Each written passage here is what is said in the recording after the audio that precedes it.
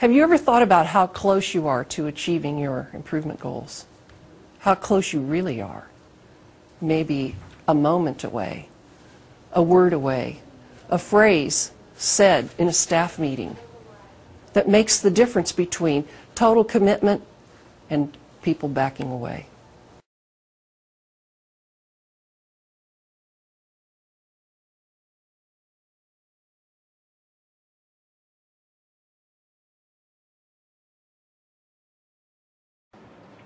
I want you to remember these 6 words. I've shared these 6 words with all 5 guys that are running this plant. I asked them all to write it down one day as part of our personal coaching session that we're doing right now in this phase of work. Truth builds trust. Trust builds teams. If we forget about the first word, we can never have the second. And if we don't strive for the second, we can never have the third.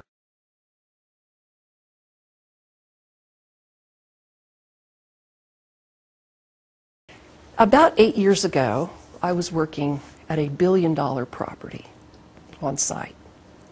This story doesn't have anything to do with my work, but this happened while I was on site.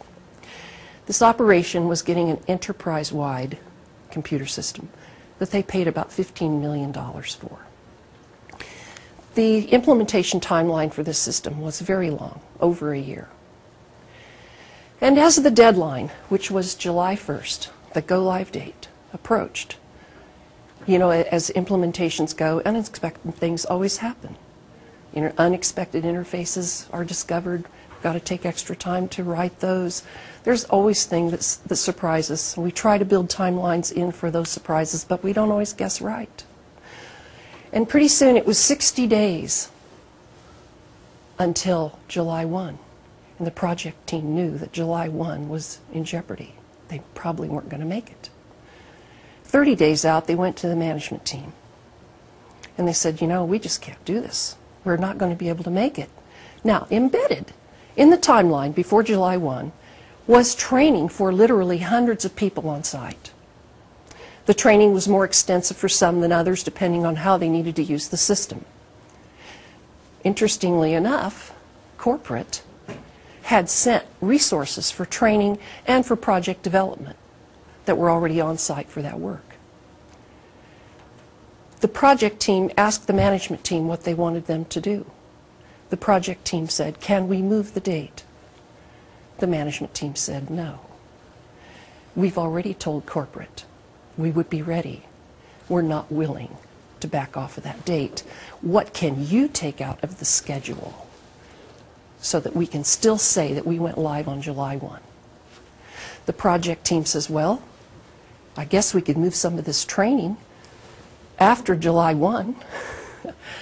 Maybe 30 to 60 days we'll get everybody caught up. You know, we'll train the accounting people at a minimum so we can close the books. We have to do that. And then we should be able to meet the July 1 date." And the management team says, okay, let's do that. Now, the employees had already signed up for their training.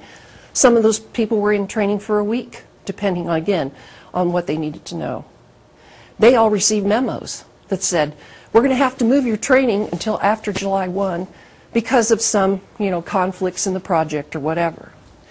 This is the biggest surprise of all that nobody counted on. Right before July 1, corporate contacted this site and said, we are so happy that you're going to be able to meet your July 1 date. We're pulling all of our resources and we need to place them at other sites. And so our people, except for about 2, will leave for post-implementation issues, and we're pulling everybody out. And now there was nobody left to train hundreds of people. And how could management now raise their hand and say, don't do that, we need all those people? As a result, and I was on site during this entire timeline, I am positive that that company never got the return they had promised or expected on that system, ever. Just with the minimal number of people that needed training, I can guarantee you that just the absolute minimum was done with those individuals. There were people that could do their job with their eyes closed before the conversion date and could barely get their tasks done at all afterwards. Millions of dollars of return sacrificed. But understand this. How much credibility did the management team lose with its workforce after they made this decision? The workforce couldn't believe anything they said. How could the management team say, people are our most important asset? They used to say that there all the time, when in fact all they had to do was maybe move the date 30 days ahead to capture much of the training and capture much of the value. And because they were willing to protect their own credibility more than they were willing to go to bat for their people, they lost all that value, and they sent their workforce a mixed message that over the years even is so difficult to undo.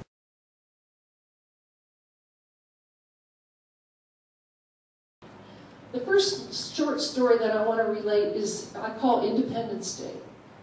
And I actually called it Independence Day back on July 15th.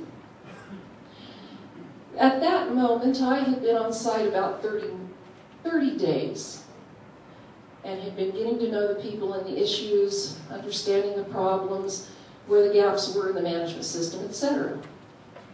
Working with one of the superintendents who desperately needed to develop his supervisors. He had a lot of new supervisors, relief supervisors who would stand in, and there had never really been even job expectation shared, even job description shared in some cases with these guys.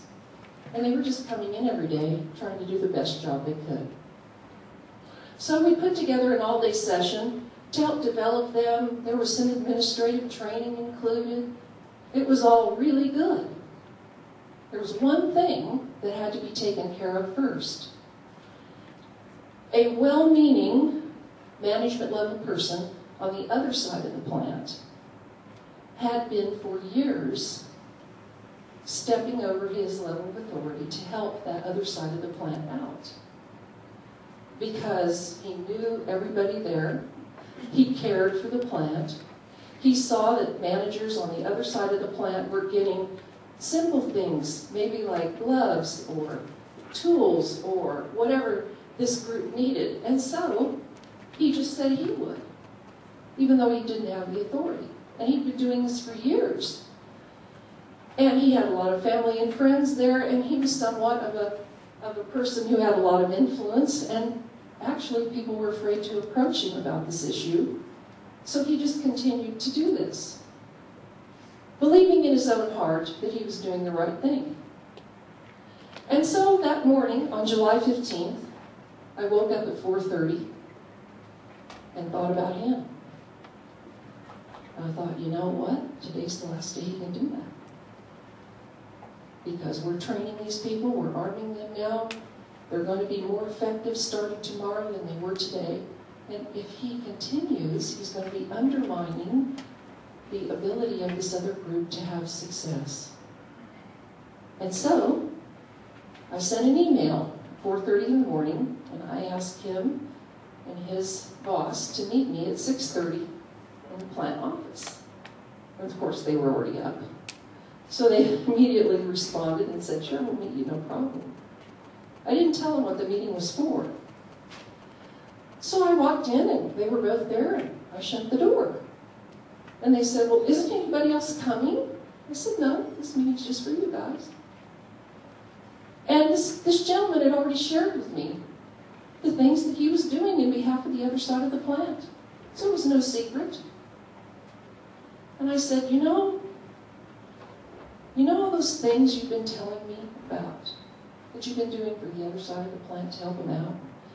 How guys come to your door all the time and say, hey, will you get me this? I need that. You always say, sure, no problem. I said, today is the very last day that you can do that. And he looked at me and he said, well, why is that? And I said, because if you try it one more time after today, you're going to be undermining the authority and the ability of this department, who's trying their best to empower their people. And I'm going to ask you to stop. And he said, well, what am I going to tell the people that come to my door today? What am I going to tell them? They're counting on me. I've always said yes. And I said, well, today you'll have to tell them, starting today, I'm sorry, but you'll have to go talk to your supervisor. And he looked at me and he said, okay, I'll do it. 9 months later, and by the way, he's done a great job keeping his word. But April 15th, I had a one-on-one meeting with him. And on my list of things to talk about was Independence Day. He brought it up before I did. And he said, Kay, remember that day when you told me to stop doing all that stuff for the other side of the plant? I said, sure, I remember. I said, it had to be the hardest request anybody's ever made of you, because I know how much you care about everybody here. And he said, you're right, it was the hardest request anybody's ever asked me. He said, but I want to tell you something. He said, that day, I thought you were wrong. I thought you were making a mistake. But I didn't, because I respected you, and I wanted to give it a try. And he said, I want to tell you today that you were right.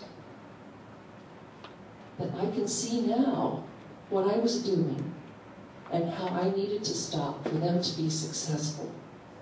And he said, you know what?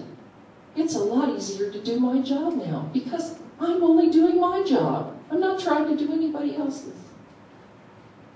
What a fabulous thing for him to share with me after all those months. But the important part of the story is he had to make a personal choice to do that and to stay committed to that choice. I had no authority over him. He could have told me yes and 5 minutes later gone out and continued to do what he wanted to do. But he chose to stay committed, and he's still committed today. And I've told him over and over how proud I am of him for making that choice.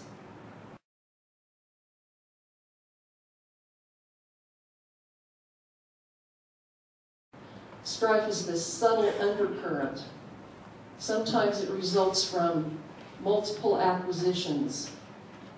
We've got people, as you know, in our industry that have been there their whole life.